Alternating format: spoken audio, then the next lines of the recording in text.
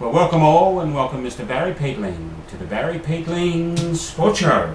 And welcome to you, Colin Sutcliffe, and all my viewers around the world and in this state. It's a pretty muggy sort of a day. What's that? We're recording there, it's alright there? Yeah, we're recording. Yeah, we're recording, yeah. Yes, It's not we're about... live. We're live, Barry. We're live as you can get. And it's a bit muggy today, but apart from it's not too bad at all.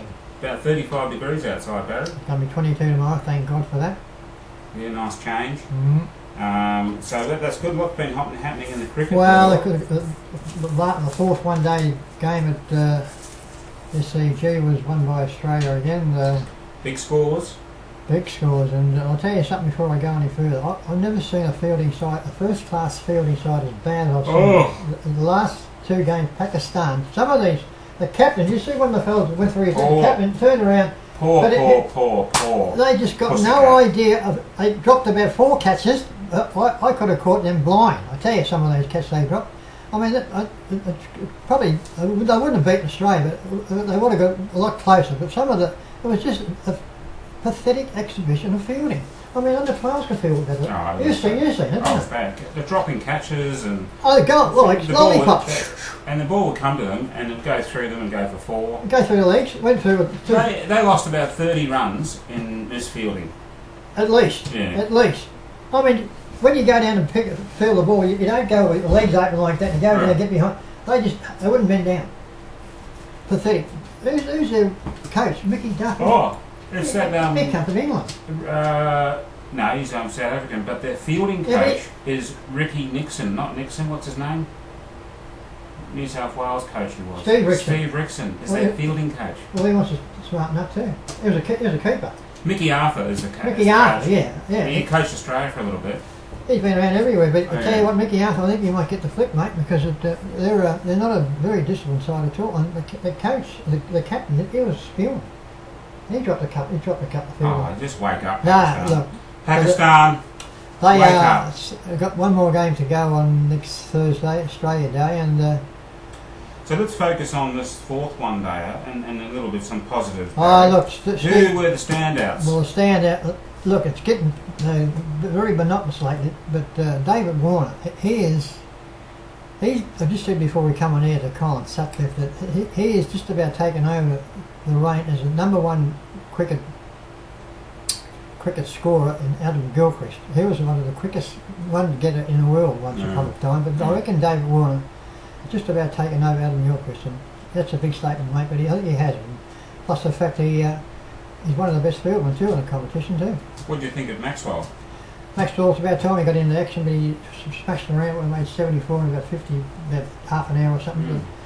But he's very he's been pretty ordinary the last few weeks. But when his shot selection is... You see that second last shot, the reverse through mid-wicket for 6. Yeah. Just turn around, bang. I mean, I would never think about trying to do that ever in my career, but... If you try, they change sides and they bat a right-hander as a left-hander, left-hander as a right-hander. I reckon it's nearly against the rules. When you go out to bat the last 50 years, you're a right-hand batsman. I think that would, if you would have done that back in the 50s, you would have been swung by. Yeah. Because having said that, I think you give up your rights for wides, because if you change... Well, no, the wides is different. That's if you change your bat, you know how like if you're batting normally as a right-hander, and the ball goes just slightly behind you, it's a wide. But if you change your position to the opposite way around, and you bowl the same ball, it can't be a wide. No, I'm not talking about that, but I'm just saying, to do those shots, there's about 4 or 5 fellas in the first class level playing cricket and do it, but he is the #1. He's batting right and just turns around and swims around, bang! Did it for 2 runs, 6. All the time. But anyway, he's back in business, so... I wanted to get your opinion too, Barry, on a LBW decision, and this was in a club game in New Zealand, right, where this guy was playing and his dog come running out, right, and as the ball was being bowled, his dog, the batsman, went right in front of his legs and it hit the dog, and they gave him out LBW because it hit his dog in front of the wickets. Is this a joke? No. Then give it out. Give it out because the umpire said it was dog BW or... Oh, WW. Oh, that's a joke. It's not a joke. This is true. I just wanted your opinion. Anyway, slightly off the subject. What you want to say something about Steve Smith and Dave Warner? I certainly do. Stephen Smith. Look, this fella. When he first started playing, when he took over as captain, I thought he was a little bit sort of quiet to do the job, but he's just fitted in like a glove. I tell you, the way he's been batting, I'll give her his test average now at the moment. It's exactly 68.30.335, and the one day his average is 50.07, and he is not too shabby. Not too shabby. It's unbelievable. He's only the fourth player to average for 50 tests 68 runs in the history of cricket. Can you believe that? I find that hard to believe. It is. No, it was in the paper today. I wrote it down. And, okay. But. Well, I was a doubter, but as he keeps on going. How old's David Warner? Is he 30 yet? He's the oldest player in the Australian Test. Is he 30? 30, yes. He'll play another cup. But he is. And I mentioned. Give you the stats on anyone. I'll just give him the stats. His test average is 68. Is that Steve Smith? That's Steve. You're talking about David Warner. David Warner? You got David Warner? Yeah, he's got 1,162 runs at 54, and 1,162 for test runs and 1,154 one-day games. But his average, he's unbelievable. So that's Stephen Smith. I'll give it David Warner. He made 131. Well, he averages 49 in tests. Yeah, that's David Warner, 43 and... Yeah, but he had 130 off 119 balls last night. He can be one of the most intimidating... He is like Gilchrist. What he used to go... He used to just attack these bowls like they were third 18 for the cricketers. 60, is it? Steve Smith averages 60 in test matches. It's got 68 here in the paper today. Oh, that's wrong. 68.35. In test matches? In test matches, and the one-day game averages 50.17. Yeah, I reckon I'll be taking notice of what they said in the paper. I'd like to see that. Anyway, but I think it's wrong. I reckon that's 68.35. That you get an average of 40 or 50 in test cricket, you're unreal. Oh, it is unreal. But he just got the. But he'll captain for the next. What's he? 27 now.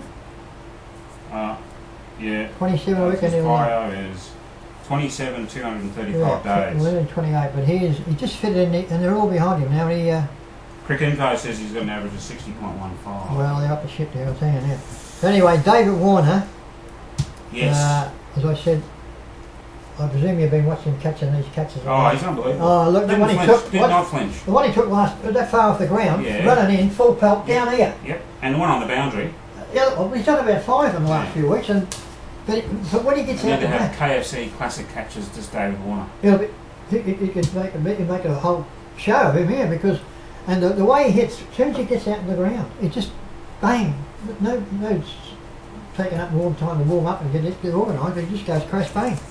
And of course, another fellow I mentioned, you're going to ask me in a minute about Adam Zampa. Adam Zampa, go. Look, I'll tell you something now about Adam Zampa. Tony Cornwell, you'll be watching this. He's been pretty quick last week, Colin, too. Get well soon, don't Tony. But he'll be all right.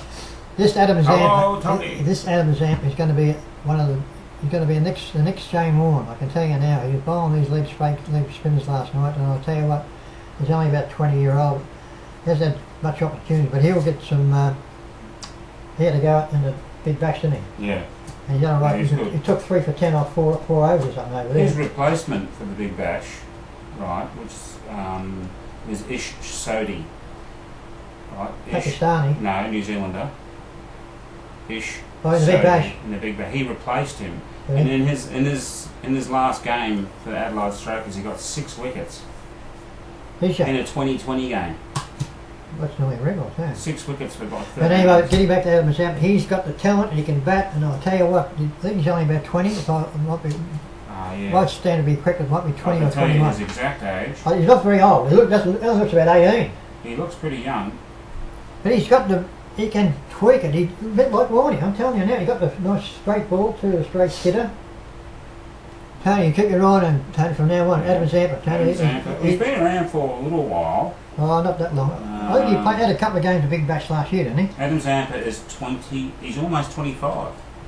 Well, he doesn't look. He looks 24 years and 298 days. Well, yeah. So he's got a young face on his head. I can tell you now. But he'll be in the test side.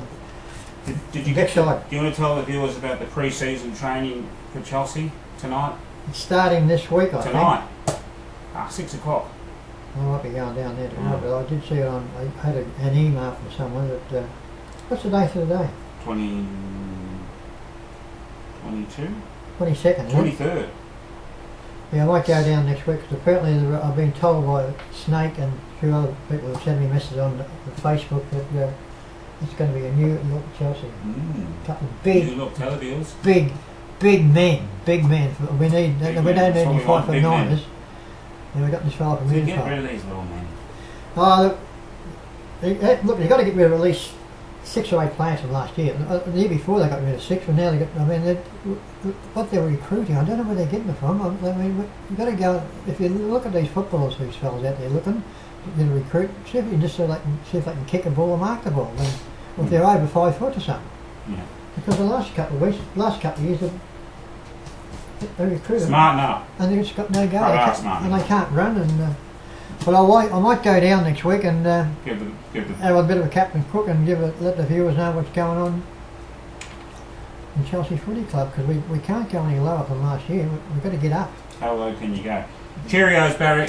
Cheerios. We got Cheerios. My darling little Ning, she's been not too well last night. You know, she wasn't well. Colin just seen her on TV. Saw her live. Unwell. She looked a bit better. Get well soon, Ning. Yeah, Ning. Her and her girlfriend's coming up today. They're going for a walk around Brisbane or whatever. There's some shop up there. Of course, Josie, that's her daughter, and Silas, and little Jay. Here's a little superstar. This kid I told you about him. Yeah. He stayed with Ning last week for a couple of days. Going to be a very good looking, handsome little fella too. Can play cricket and whatever. Of course, PH, Sandy and Carlos, how's it going, PH? Good. You ring me up, I better give you a ring. I might give you a ring tonight, Port PH, and see what's going on. Of course, Sandy and Carlos, they're going right. And of course, Tony, my cousin, he rang me up a couple of nights ago. He wasn't too well. He's going to give me a ring tonight. So I'll talk to you tonight, Tony, around about 9 o'clock, alright? Good. So, is that your answer then, Tony, was it? Yes, that was good, thank you. You're very clever, Tony, throwing your voice, aren't you? He's very good. Tony's very good like that. Well, you know, you've heard his voice. He's got one of the best. He's one of the best voiceovers in the business. He is the man, I tell you now. He's competing for my job. He is. He's got a voice like when you got a very good voice. What do you call yourself? Velvet. He's got the velvet voice. The velvet voice, is it right? Velvet voice. So anyway, that's about all we've got for today. All my viewers around the world and in the state. That's goodbye from me. Goodbye from him and goodbye from me. See you all next week. Bye-bye. Bye-bye.